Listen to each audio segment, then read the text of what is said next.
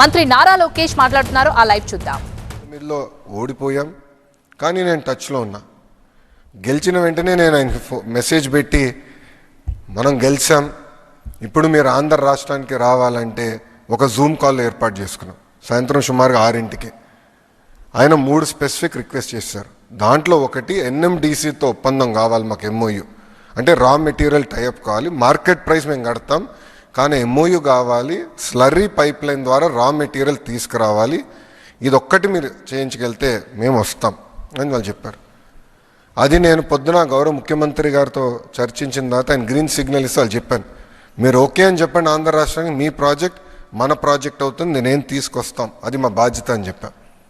ప్రధానమంత్రి గారితో 3 సార్లు ఈ విషయం గౌరవ ముఖ్యమంత్రి చంద్రబాబు నాయుడు గారు చర్చించారు. అందుకే ఈరోజు భారతదేశంలోనే అతి పెద్ద స్టీల్ ప్లాంట్ ఆంధ్ర రాష్ట్రానికి వస్తుంది.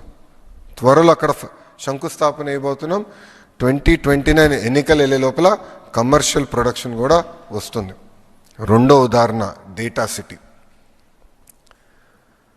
పెద్ద ఎత్తున hyper scalers data centres Andhra రాష్ట్రంలో ఏర్పాటు చేయాలంటే ఆర్ భారతదేశంలోనే ఏర్పాటు చేయాలంటే వాళ్ళకి కొన్ని సందేహాలు ఉన్నాయి. అంటే data security, lawful interception, place of permanent establishment, retrospective taxation లాంటి కొన్ని కీలకమైన ఇష్యూస్ ఉన్నాయి. అది ఒక సంస్థతో మేము డిస్కషన్కి వెళ్ళినప్పుడు ఈ 4 మీరు రిజాల్వ్ చేయండి, ప్రాజెక్ట్ మేము విశాఖపట్నంలో పెడతామని చెప్పారు. అది నేను గౌరవ ముఖ్యమంత్రి గారు నేను కలిసికట్టుగా బాధ్యత తీసుకుని నేను ఐటీ మంత్రితో కోఆర్డినేట్ చేస్తే గౌరవ ముఖ్యమంత్రి గారు ఫైనాన్స్ మంత్రి గారితో కోఆర్డినేట్ చేసి భారతదేశంలోనే ఈరోజు అది అతిపెద్ద ఇన్వెస్ట్మెంట్ అవుతుంది డేటా సెంటర్స్లో. 3వ ఉదాహరణ టాటా గ్రూప్.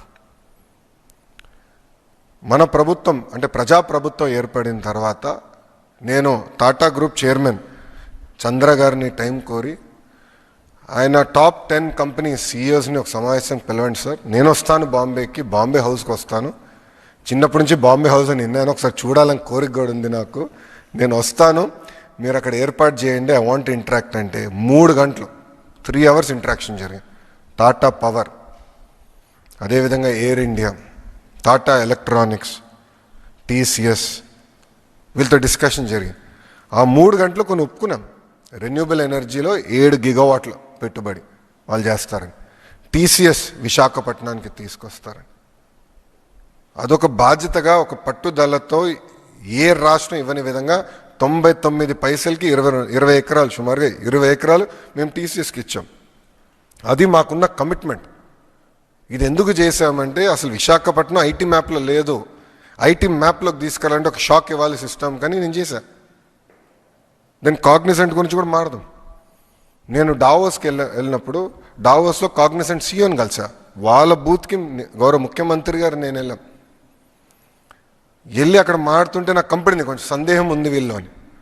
అప్పుడు వాళ్ళ సీఈఓని నేను పక్క తీసుకెళ్ళి ఒకటే చెప్పా, మీరు వైజాగ్ రండి, మీకు భూమి 99 పైసలు నేను ఇస్తానని. ఆయన నమ్మలా, ఇది అవుతుందా, ఇది సాధ్యమా అని. చేసి చూపించే బాధ్యత నాదని చెప్పా.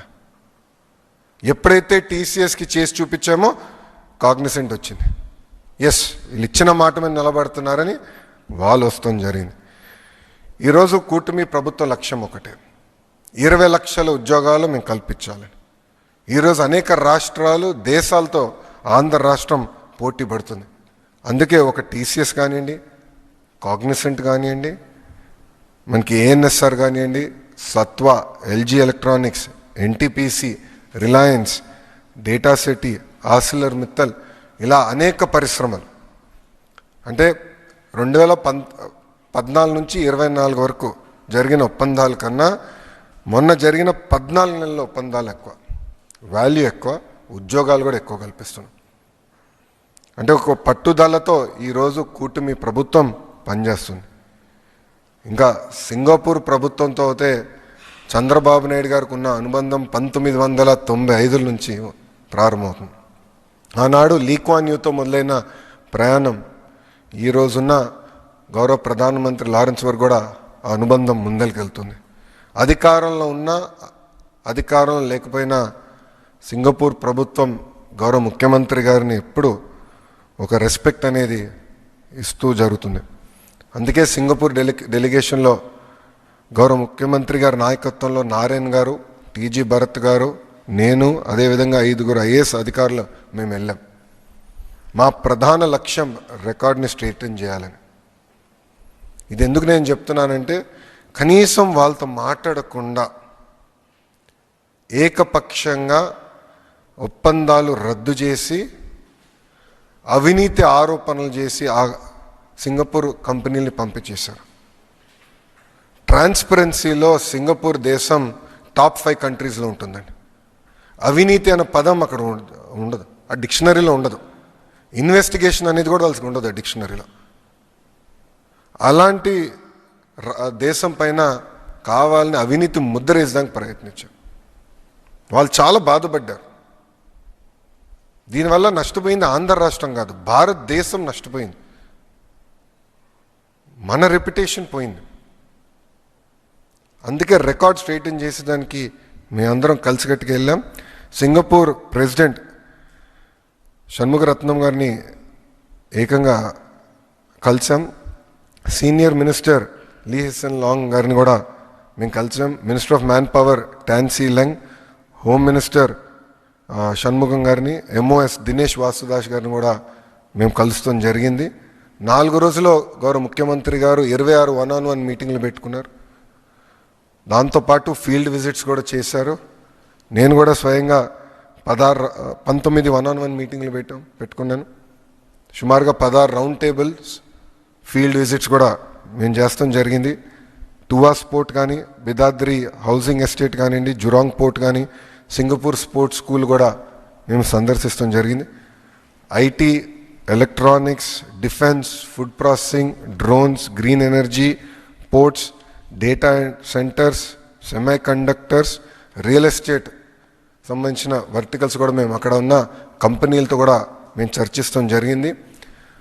సింగపూర్కి సావరన్ ఫండ్స్ ఉంది. అంటే జిఐసి తమసేక్ అనేది సింగపూర్ సావరన్ ఫండ్. అంటే సింగపూర్ ప్రభుత్వం ఆ కంపెనీస్లో పెట్టుబడి పెట్టి వాళ్ళ ద్వారా ప్రపంచవ్యాప్తంగా ఇన్వెస్ట్మెంట్స్ చేస్తారు. మన దేశంకి వచ్చేగల ఎయిర్టెల్లో వాళ్ళకి ఇన్వెస్ట్మెంట్ ఉంది. అదేవిధంగా క్యాపిటల్ ల్యాండ్ అంటే హైదరాబాద్లో పెద్ద ఎత్తున వాళ్ళు రియల్ ఎస్టేట్ డెవలప్మెంట్ చేసే సంస్థ, దాంట్లో కూడా వాళ్ళు పెట్టుబడి ఉంది. వాళ్ళ కంపెనీలు కూడా మేము కలుస్తాం జరిగింది.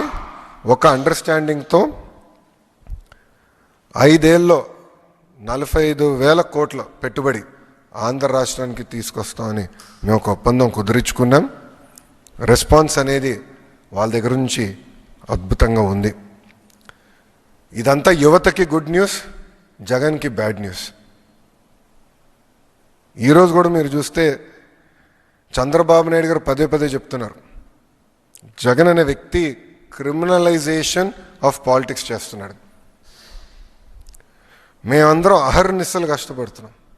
గౌరవ ముఖ్యమంత్రి గారు అయితే సింగపూర్లో 8 ఆయన మీటింగ్లు మొదలు పెడితే రాత్రి 11:30 వరకు మీటింగ్లు నిర్వహిస్తున్నారు.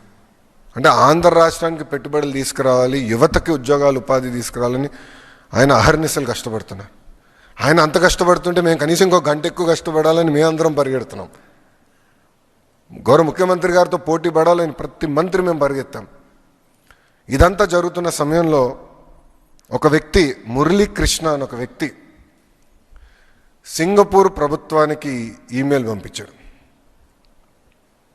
అక్కడున్న మంత్రులందరికీ, అధికారులందరికీ, సింగపూర్ హై కమిషనర్తో సహా ఆ వ్యక్తి ఈమెయిల్ పంపించాడు.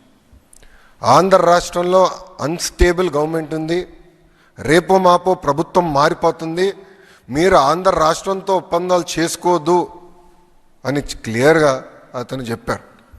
మేము అందరం ఆశ్చర్యపోయాం, మరి ఇంత కష్టపడుతున్నాం, పెట్టుబడులు తీసుకొద్దామని మేము ప్రయత్నిస్తాం, ఎవర్రబ్బాయి ఈ వ్యక్తి అని మేము చెక్ చేస్తే ఏకంగా ఆ వ్యక్తి పెద్దిరెడ్డి రామచంద్రారెడ్డి కంపెనీ పిఎల్ఆర్ కన్స్ట్రక్షన్స్లో పనిచేస్తున్న వాళ్ళతో అనేకసార్లు మాట్లాడారు.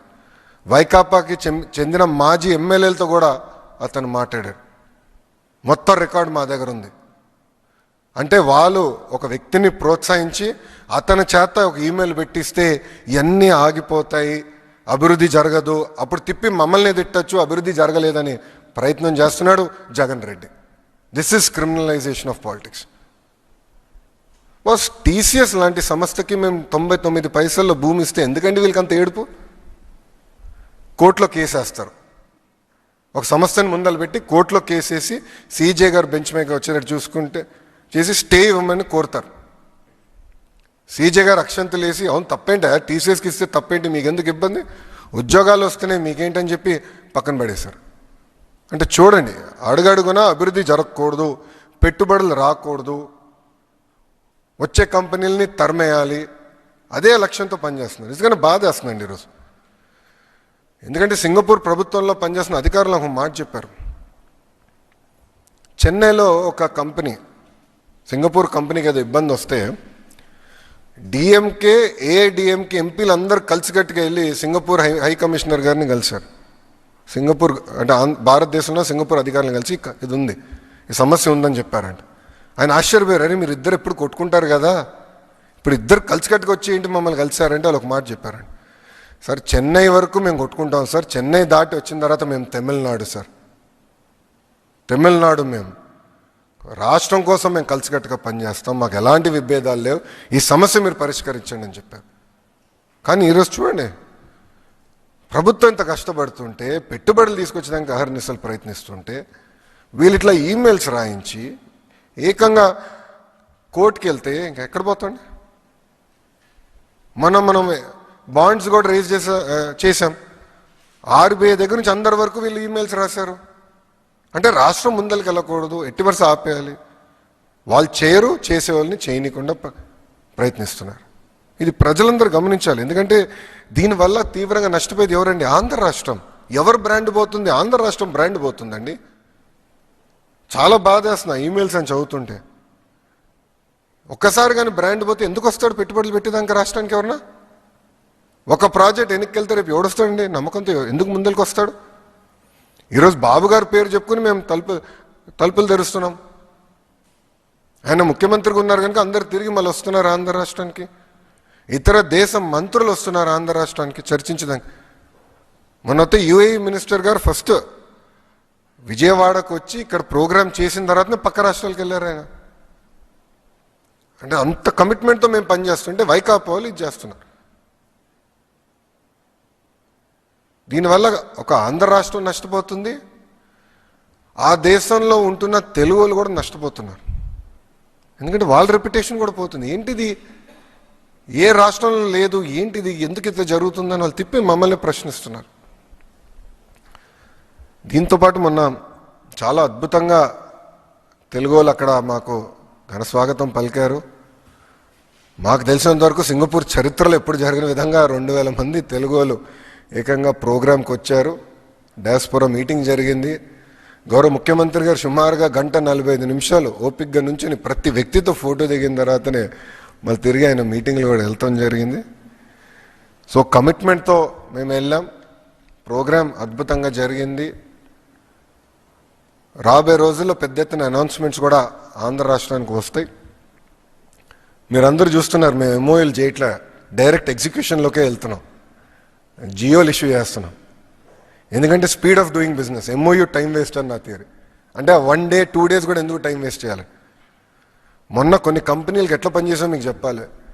మొన్న ఐటీ సంస్థలకి ఒకరోజు ఫస్ట్ డే ఎస్ఐపిసి పెట్టారు, సెకండ్ డే ఎస్ఐపిబి పెట్టారు, థర్డ్ డే క్యాబినెట్కి తీసుకొచ్చాం. 3 రోజుల్లో డ్యూ ప్రాసెస్ ఫాలో అయ్యి చట్టాన్ని మొత్తం పాటించి మేము చేసాం. ఎందుకు చేసాం? పెట్టుబడులు ఆంధ్ర రాష్ట్రంకి రావాలి, 2029 కల్లా మన పిల్లలకి పెద్ద ఎత్తున ఉద్యోగాలు ఉపాధి రావాలి లక్ష్యంతో మేము పనిచేస్తున్నాం. దయచేసి ఇదంతా ఆంధ్ర రాష్ట్ర ప్రజలు గమనించాలని ఈ సభాముఖంగా నేను కోరుకుంటూ, ఇప్పుడు మీడియా మిత్రులకి ఏమైనా ప్రశ్నలు ఉంటే దానికి సమాధానం చెప్పేదానికి నేను సిద్ధంగా ఉన్నాను.